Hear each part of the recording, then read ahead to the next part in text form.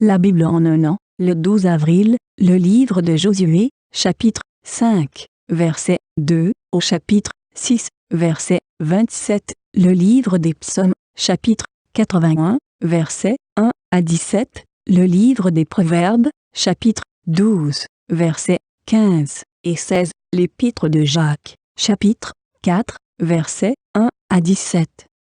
Josué, chapitre 5. En ce temps-là, l'Éternel dit à Josué, « Fais-toi des couteaux de pierre, et circoncis de nouveau les enfants d'Israël, une seconde fois. » Josué se fit des couteaux de pierre, et il circoncit les enfants d'Israël sur la colline d'Aralot. Voici la raison pour laquelle Josué les circoncit. Tout le peuple sorti d'Égypte, les mâles, tous les hommes de guerre étaient morts dans le désert, pendant la route, après leur sortie d'Égypte. Tout ce peuple sorti d'Égypte était circoncis. Mais tout le peuple né dans le désert, pendant la route, après la sortie d'Égypte, n'avait point été circoncis. Car les enfants d'Israël avaient marché 40 ans par le désert, jusqu'à la destruction de toute la nation des hommes de guerre qui étaient sortis d'Égypte et qui n'avaient point écouté la voix de l'Éternel. L'Éternel leur jura de ne pas leur faire voir le pays qu'il avait juré à leur père de nous donner, pays où coule le lait et le miel. Ce sont leurs enfants qu'il établit à leur place. Et Josué les circoncit, car ils étaient incirconcis, parce qu'on ne les avait point circoncis pendant la route. Lorsqu'on eut achevé de circoncire toute la nation, ils restèrent à leur place dans le camp jusqu'à leur guérison. L'Éternel dit à Josué, « Aujourd'hui, j'ai roulé de dessus vous l'opprobre de l'Égypte. » Et ce lieu fut appelé du nom de Gilgal jusqu'à ce jour. Les enfants d'Israël campèrent à Gilgal. Et ils célébrèrent la Pâque le 14e jour du mois, sur le soir, dans les plaines de Jéricho. Ils mangèrent du blé du pays le lendemain de la Pâque, des pains sans levain et du grain rôti. Ils en mangèrent ce même jour. La manne cessa le lendemain de la Pâque, quand ils mangèrent du blé du pays. Les enfants d'Israël n'eurent plus de manne, et ils mangèrent des produits du pays de Canaan cette année-là.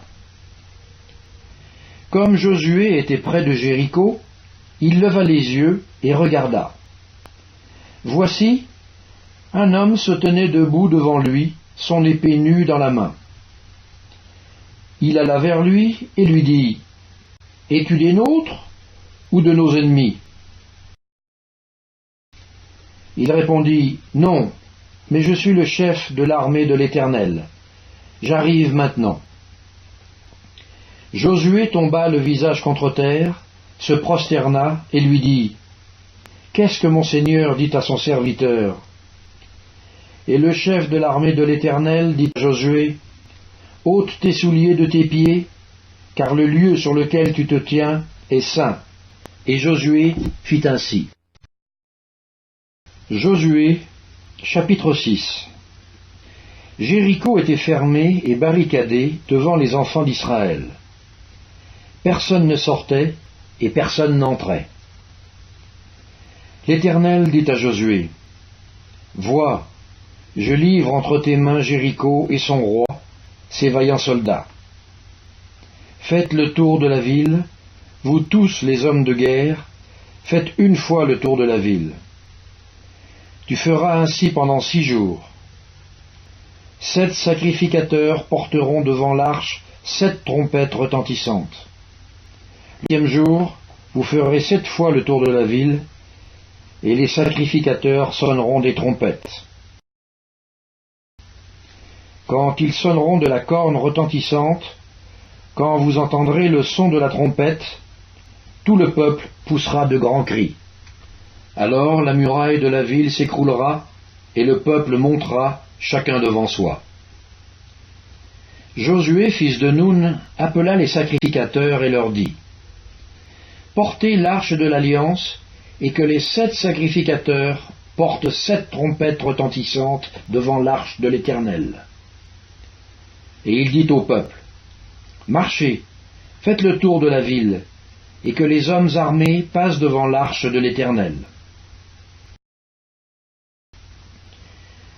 Lorsque Josué eut parlé au peuple, les 7 sacrificateurs qui portaient devant l'Éternel les 7 trompettes retentissantes se mirent en marche et sonnèrent des trompettes.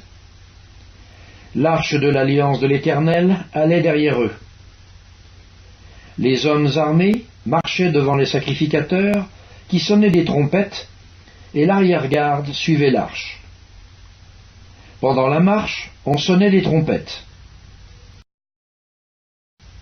Josué avait donné cet ordre au peuple. Vous ne crierez point, vous ne ferez point entendre votre voix, et il ne sortira pas un mot de votre bouche, jusqu'au jour où je vous dirai, poussez des cris. Alors vous pousserez des cris. L'arche de l'Éternel fit le tour de la ville, elle fit une fois le tour, puis on rentra dans le camp, et l'on y passa la nuit. Josué se leva de bon matin, et les sacrificateurs portèrent l'arche de l'Éternel. Les 7 sacrificateurs qui portaient les 7 trompettes retentissantes devant l'arche de l'Éternel se mirent en marche et sonnèrent des trompettes. Les hommes armés marchaient devant eux, et l'arrière-garde suivait l'arche de l'Éternel. Pendant la marche, on sonnait des trompettes. Ils firent une fois le tour de la ville, le second jour. Puis ils retournèrent dans le camp. Ils firent de même pendant 6 jours. Le 7e jour, ils se levèrent de bon matin, dès l'aurore, et ils firent de la même manière 7 fois le tour de la ville. Ce fut le seul jour où ils firent 7 fois le tour de la ville. À la 7e fois, comme les sacrificateurs sonnaient des trompettes, Josué dit au peuple, « Poussez des cris, car l'Éternel vous a livré la ville. » La ville sera dévouée à l'Éternel par interdit, elle et tout ce qui s'y trouve. Mais on laissera la vie à Rahab la prostituée, et à tous ceux qui seront avec elle dans la maison, parce qu'elle a caché les messagers que nous avions envoyés. Gardez-vous seulement de ce qui sera dévoué par interdit. Car si vous preniez de ce que vous aurez dévoué par interdit, vous mettriez le camp d'Israël en interdit, et vous y jetteriez le trouble.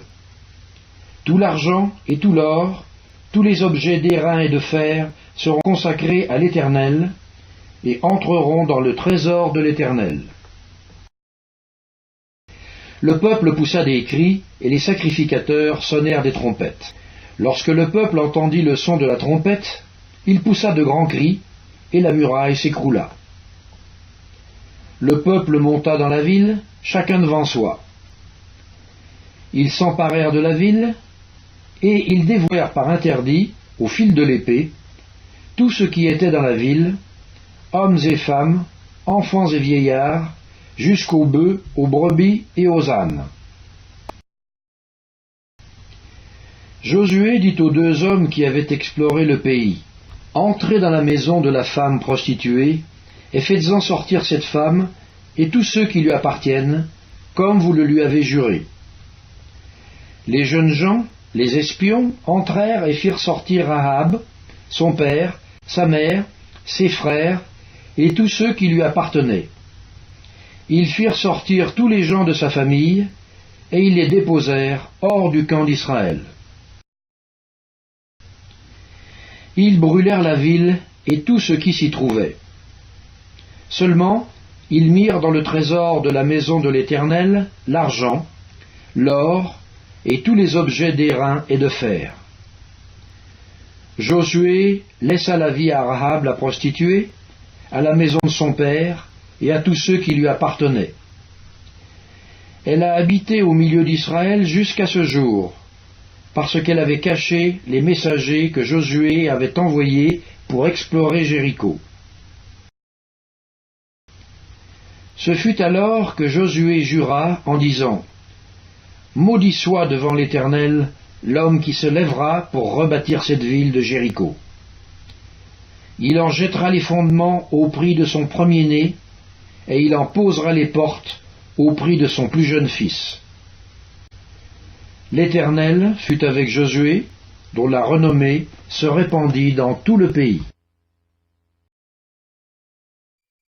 Psaume 81, au chef des chantres, sur la guitite, d'Asaph. Chantez avec allégresse à Dieu, notre force. Poussez des cris de joie vers le Dieu de Jacob. Entonnez des cantiques, faites résonner le tambourin, la harpe mélodieuse et le luth.